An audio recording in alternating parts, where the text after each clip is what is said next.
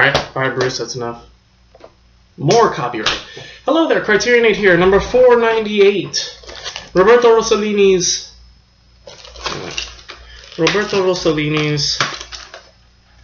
Paisan. Paisan, can you see that? Paisan, yes. 1946, 126 minutes, black and white, French, German, and Italian, with optional English subtitles, black and white, monaural, blah, blah, blah, blah, blah. I don't remember the rest. Anyway. So, part 2 of Roberto Rossellini's War Trilogy.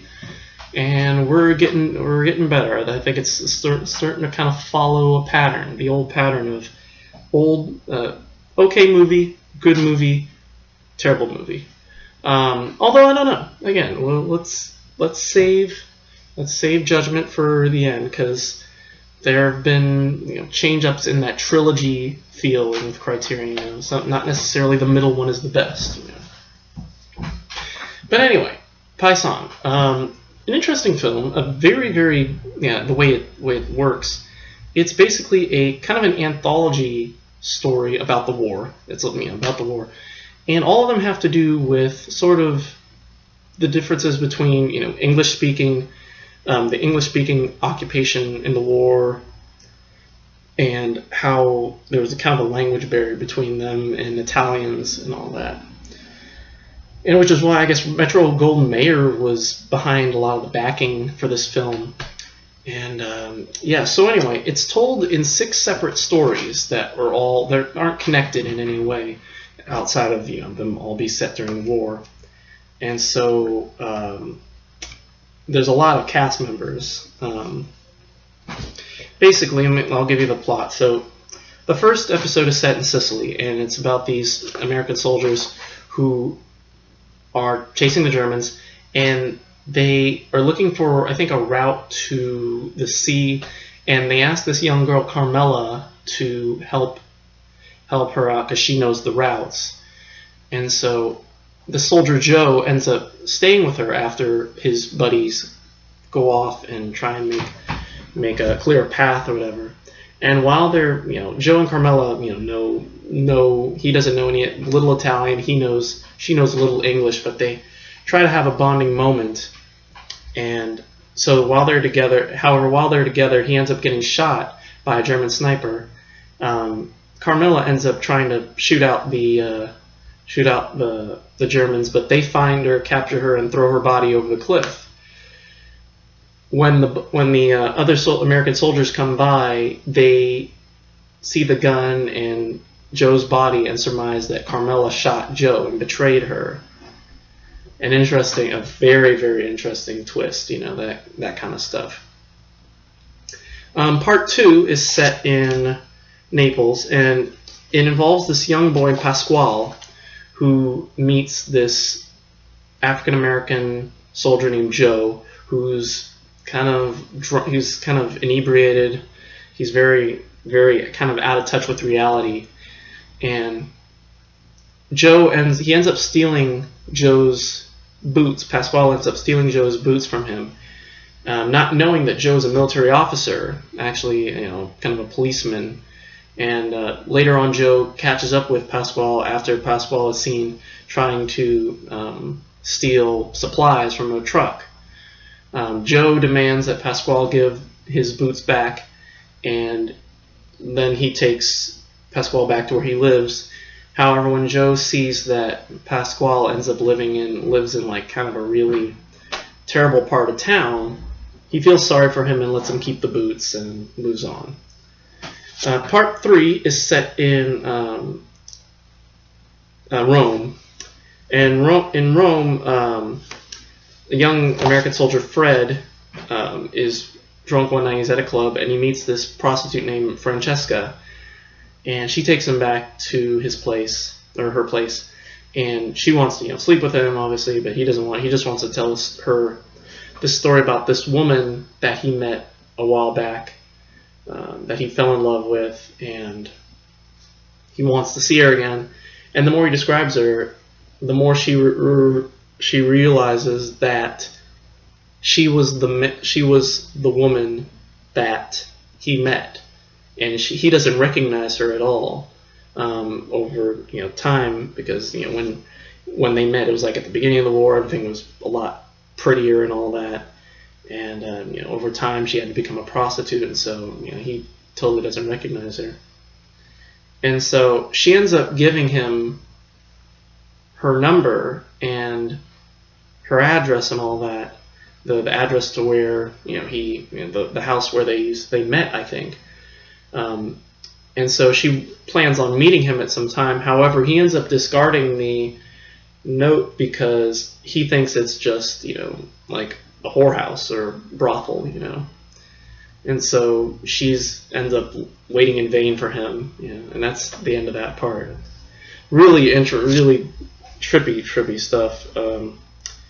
Part 4 is set in Florence, and it involves this American nurse named Harriet, who's looking for this painter who became the leader of a resistance. What is his name? Pino? Lupo, the wolf. And she and a partisan, Massimo, go out looking for him, and they have to go through this really dangerous path.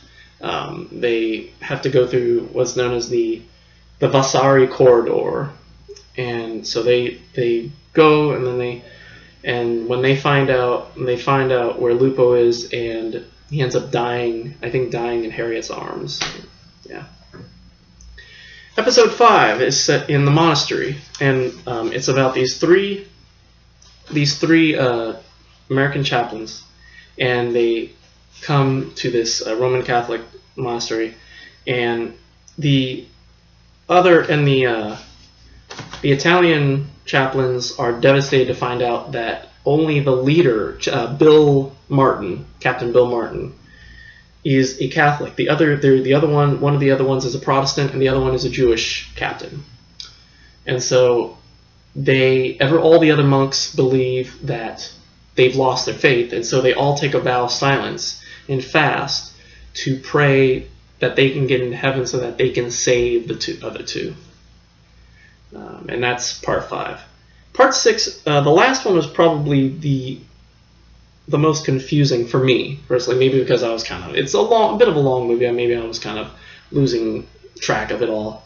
It involves these members of the OSS, or the Office of Strategic Services, and they are working with these partisan Italian people in what is known as the Po Valley, and they end up trying to go on this battle, but they end up getting captured, and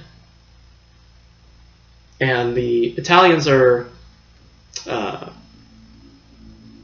executed, and the POWs try to help, but they end up getting shot too, and their bodies are thrown into the river or the ocean, and that's the end of the movie.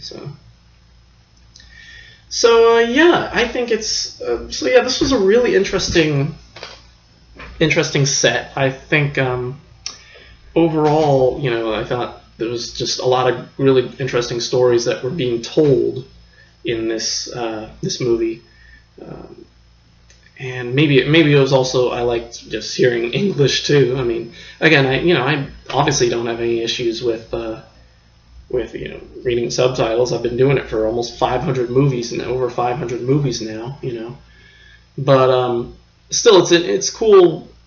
It's cool, but also a little confusing too, having to go back from English to subtitles to English to subtitles and all that. So yeah, I thought the stories that were told were really, really intriguing, and I thought that overall, this was probably Fellini's. I mean, not Fellini. He wrote one of the stories, but it's Rossellini. Rossellini, this is probably his best so far. We still have one more, though. And we will get to that all tomorrow. But for now, Paisan gets an A from me. Excellent stuff. Supplements. What were the supplements? There was another interview with what's his name, the Italian scholar. There's also a 13-minute excerpts from an interview that was done in 1970 with Rossellini with a university or something. And there's also what was it? There's another. This is what happens when I don't have the book back to look at. There is also another visual essay called Into the Future, which talks about the War trilogy in full. The interviews are from the interview with Rossellini is from Rice University in 1970. And, of course, an introduction from Rossellini, as I mentioned before, in the Roman Open City. All of these seem to have introductions. So, anyway, Paisan, good stuff. Good, very, very good stuff. So, tomorrow's the final day. Tomorrow is it. Germany Year Zero, which we will do tomorrow. And then, Germany Year Zero. And then we will get to Worst 14. Which I'm going to go and say that Germany Year Zero is not going to be one of the worst 14 to shoot this like tonight or tomorrow, just to get it over with. And although it'll take me a bit to edit all the pictures of the DVDs and like I've done before, so I may shoot it tonight and then edit it tomorrow and upload it along with that. And yeah, so the rest of it is I've went ahead and started getting all the DVDs for the showdown. I know my top 28. Although that's not true. I was kind of struggling with this one because there's some that like a lot of good movies, but there's some that like I'm kind of struggling to think of what to say about them because they weren't like the ones that are down in the 28s, because a lot of good movies, but it's hard to think, oh, you know what I mean? It's hard to say, but anyway. So, yes, so tomorrow, Germany Year Zero, Worst 14, wrap up. We'll do a wrap up video where I summarize my feelings about the season and give you some updates as to the future of this channel, which I'll talk about in a little while. And yeah, and then we'll talk about the 28 and then blah, blah, blah. So anyway, that's it for me. Thank you for watching. Don't be a Nazi. Don't steal from American soldiers. Yeah, and watch out for German snipers. Yeah,